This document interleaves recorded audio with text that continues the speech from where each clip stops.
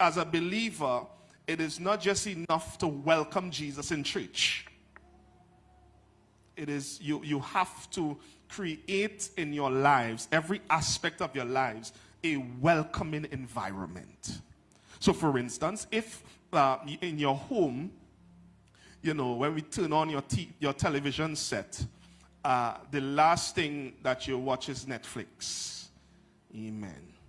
You know, you're watching Netflix for 5 hours, and you know, we turn on your radio, and you know, what comes on is a secular radio station, and we turn on your laptop, and the last thing that is coming up is social media. I would present to you that you don't want God. Why is that? Because you have not created an environment in your life to welcome him. Let me tell you this.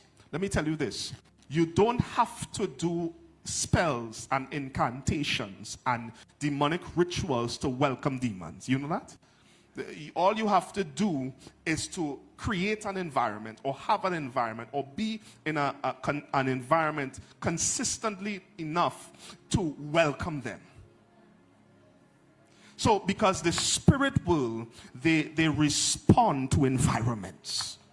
So, if you are a believer and your home is not a sanctuary, for instance, if I would say, if someone comes to me and says, Pastor, I'm believing God for healing, I'm believing God for deliverance, I'm believing God for the healing of my relative, the first question I would ask you is this: when you go home, not when you're in church, because we understand that when you're in church, the atmosphere is right, you know, the Spirit of God is here. But when you go home, the place that you spend the rest of your time, when you go home, what is that environment like?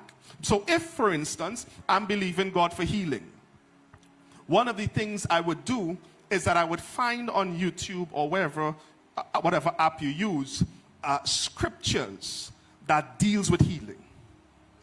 And you will have that on and have that playing 24/7.